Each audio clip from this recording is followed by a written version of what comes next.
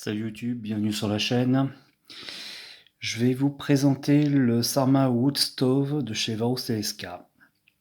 Alors comme vous pouvez le voir, je l'ai déjà utilisé. Parce que je voulais vérifier déjà comment ça se montait avant de faire la vidéo. Et bon, bah vous verrez, enfin, moi je suis quand même convaincu. Il y a quand même deux trois points noirs, mais bon, c'est pas trop grave. Alors, donc le réchaud est composé de plusieurs éléments, il y en a 7 exactement. Les deux ailettes pour poser tout ce qui est réchaud, enfin tout ce qui est tasse et autres pour faire réchauffer. Le fond. Les côtés. Et ce qui nous sert à alimenter le foyer. On peut voir quand même que l'ensemble fait moins d'1 centimètre donc d'épaisseur. On est quand même sur quelque chose d'assez compact. Ouais, vous avez vu, c'est très vite. Et c'est ça le premier point noir. C'est que franchement, après, pour le nettoyer, c'est assez compliqué. Mais bon, c'est pas trop grave. Allez, c'est parti, on va le monter. Alors, premièrement, on isole la partie foyer. Celle-là, on n'en a pas besoin, on la pose. On isole les deux parties pour mettre les tasses et autres. Ça, on n'en a pas besoin. Ce qu'il faut faire, on n'a pas besoin de ça. Alors c'est une fixation par comment on emboîte quoi. Hop. Il est fabriqué en aluminium, faut le savoir. C'est fabriqué aussi en Finlande, donc ça c'est bien. Hop.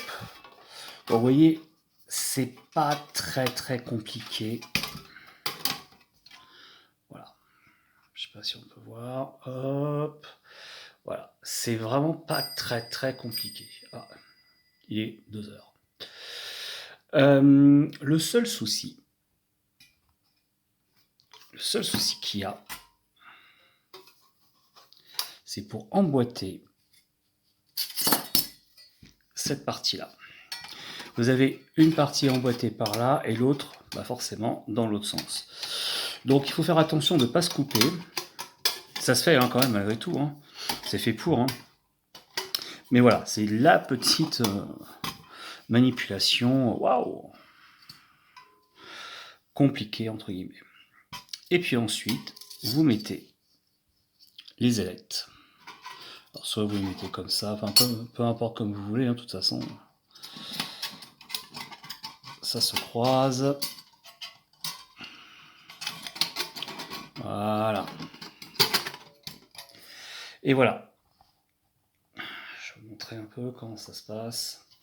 Et là, il est monté. Bon, ça met quand même 2 minutes, hein, c'est vraiment très rapide.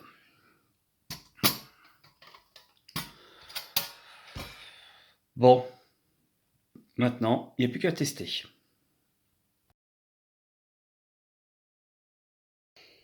Et bien voilà, l'heure du test est arrivée. C'est un test qui se fait en intérieur, dans ma grange, au vu de la chaleur caniculaire qu'il y a. C'est pas du tout raisonnable de faire ça à l'extérieur.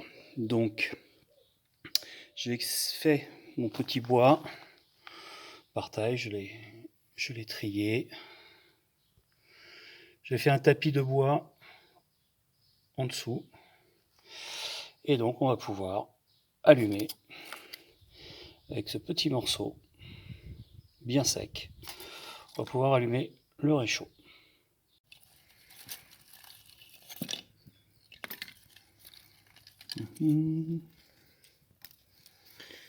Hop.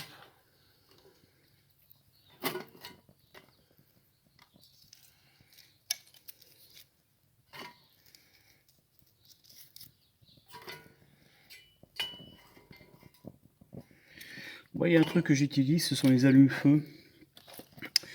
Les allumes-feu végétaux. C'est vachement pratique. Voilà. Ça permet d'allumer un feu assez rapidement, c'est écolo. Et comme en plus, ça permet de fiabiliser votre feu, c'est surtout ça. Ça coûte pas très cher en plus. Alors, hop, on va commencer à mettre la grille, si je ne la fais pas tomber.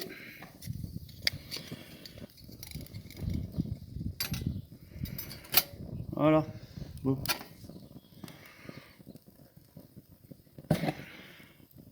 Est-ce que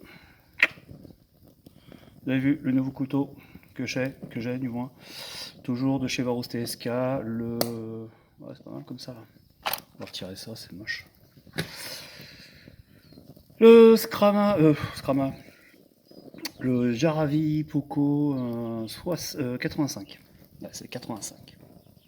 Donc la lame fait 8,5 cm.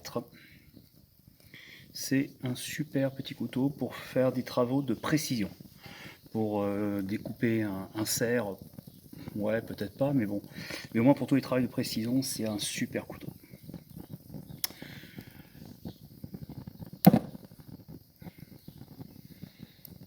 Ça va, il fait que 32 degrés. Il me fallait un petit feu au moins pour me réchauffer. Allez. On va mettre le bois de plus grosse taille.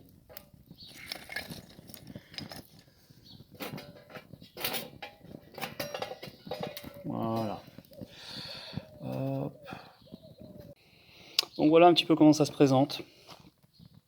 C'est comme un four à pain standard. Voilà.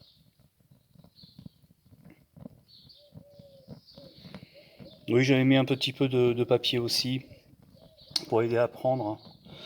Parce que malgré tout, on a beaucoup de vent.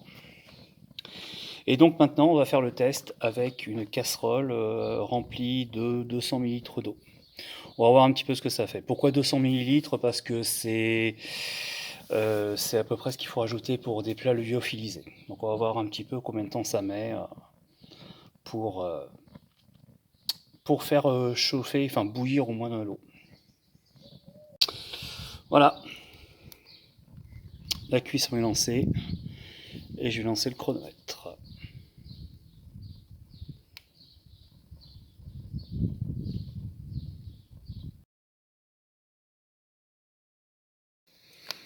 Ça fait 2 minutes et l'eau bouffe. D'accord. Regardez bien, voilà. L'eau bout à 2 minutes.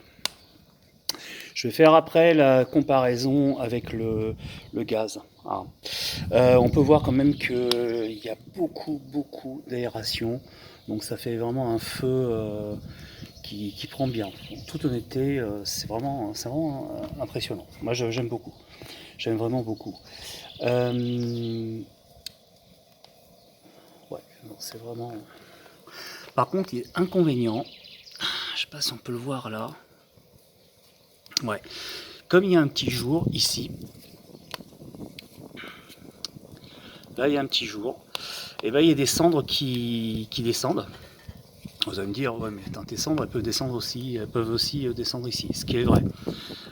Mais ça, si vous le faites sur un sol qui est inflammable, donc je pense à de l'herbe sèche, et ben le problème c'est que, je vais retirer d'ailleurs la casserole, le problème que vous allez avoir, c'est que ça va cramer. Donc ça, il faut faire super attention. Il faudra vraiment faire très attention quand vous utilisez ce réchaud, que simplement que le sol, ça soit de la terre, tout sympa, et pas de l'herbe qui risque de prendre feu. Voilà.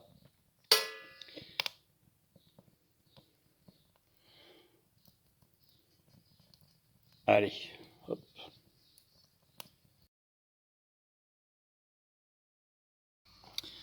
Donc maintenant, nous allons faire la comparaison avec le réchaud à gaz. Voilà, hop.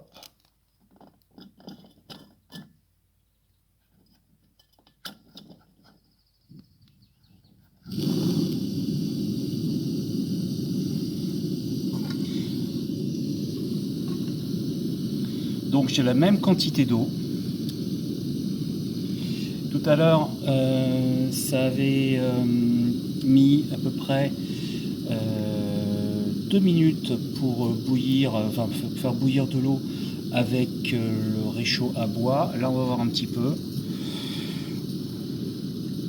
combien de temps ça met. Donc c'est pas un jet boil, hein, bien sûr. C'est pas. Moi, c'est ce que j'ai camping-gaz, ça marche très bien.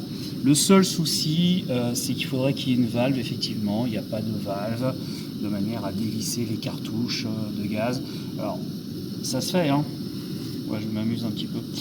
Ça se fait, mais à chaque fois, j'en trouve jamais en fait. Donc c'est pénible. C'est pénible. J'ai pas envie d'acheter ça sur Amazon pour un truc qui vaut pas très cher. Donc voilà. On va attendre encore un petit peu et on va voir si au bout de 2 minutes c'est bouilli ou pas. Enfin, c'est l'eau bout ou pas. Là, il reste à peu près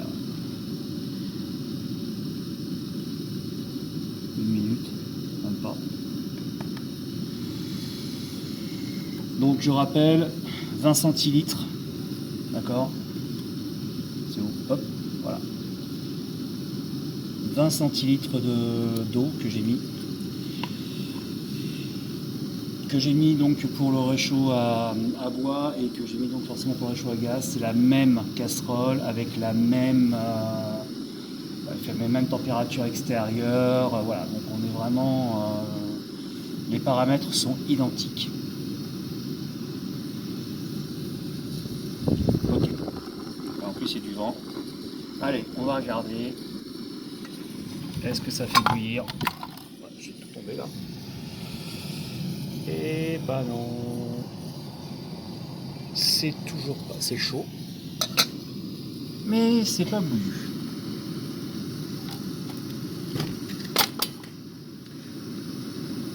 Donc a priori, le réchaud à bois est plus rapide.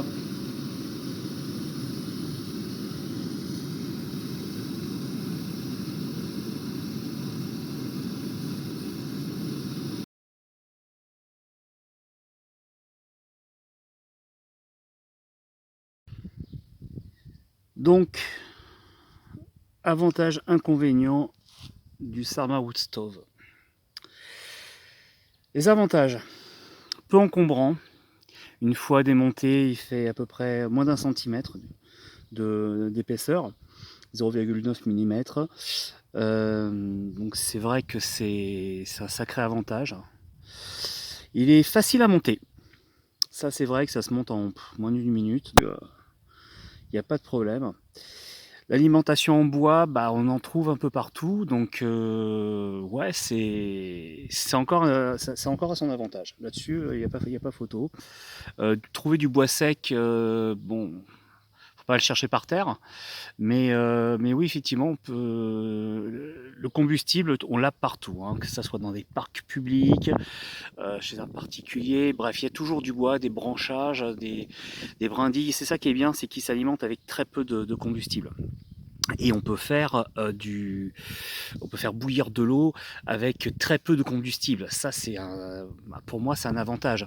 C'est pas compliqué, hein. Vous passez dans une ville, vous récupérez des cagettes auprès d'un commerçant. Il y a toujours des cagettes défoncées en bois. Vous en démontez une, vous avez 3-4 jours de bois, hein. Facile. Donc voilà. Pourquoi je vous le dis? Parce que j'ai fait l'expérience. Donc voilà. Ça, ce sont les avantages. Les inconvénients, et malheureusement, il y en a quand même pas mal. Il est lourd. 500 grammes, c'est pas rien. C'est pas rien. C'est de l'aluminium, c'est pas du titane. Donc ouais, c'est lourd. Difficile à nettoyer. Vous avez plein de suie partout. Quand vous le prenez, c'est compliqué. Enfin voilà quoi, franchement, c'est quand même cracra. Donc voilà, parce que d'ailleurs la production de suie, ça fait partie d'un autre des inconvénients. Donc il va falloir bien nettoyer toutes les casseroles et tout avant de remettre tout ça dans son sac. Sinon, vous avez de la suie partout dans le sac. Il n'y a pas de housse. Ouais, c'est vraiment un inconvénient aussi. Il est vendu sans housse. Bon, c'est pas le prix que ça coûte, hein, une housse. Hein. Donc, Varros Telesca, si vous m'entendez, pourquoi vous mettez pas une housse, même un truc à 2 euros? Alors, je sais qu'ils vendent pas des housses, enfin, ils vendent des poches en cordura, des poches militaires, où on peut l'insérer dedans. Hein. Bon, ça coûte 5 euros de plus. Enfin, voilà quoi. Une housse en toile, ça aurait été mieux. Et dernier inconvénient, pour le refroidir, il faut attendre 30 minutes. Voilà, vous ne pouvez pas le reprendre tout de suite, vous êtes vraiment obligé d'attendre une demi-heure. Et là, après, vous pouvez le prendre pour le nettoyer. Donc, voici les avantages et inconvénients.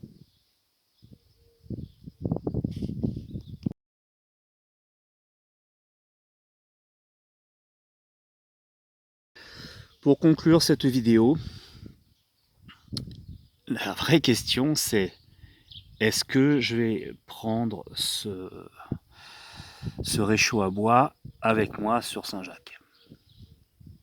Bah, la réponse est oui.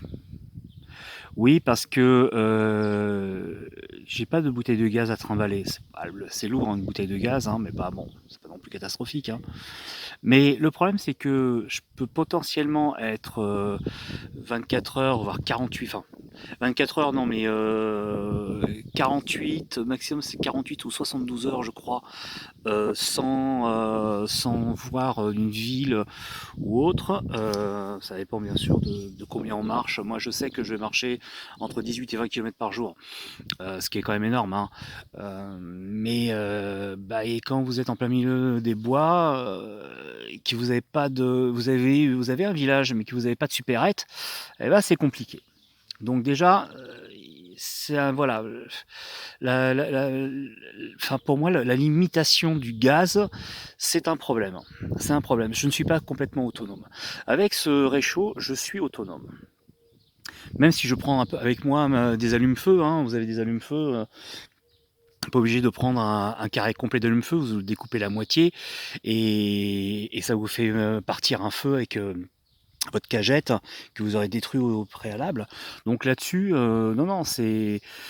Voilà, pour moi, on est quand même beaucoup plus autonome avec un réchaud à bois qu'avec un réchaud à gaz. Et ce que je recherche, moi, c'est avoir un maximum d'autonomie.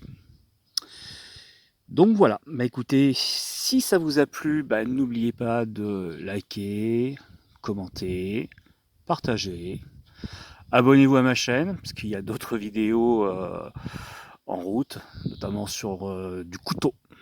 Vous allez voir des couteaux. Et puis, bonne journée à vous, bonnes vacances pour ceux qui ont la chance d'y être, et bon courage à ceux qui travaillent. À bientôt.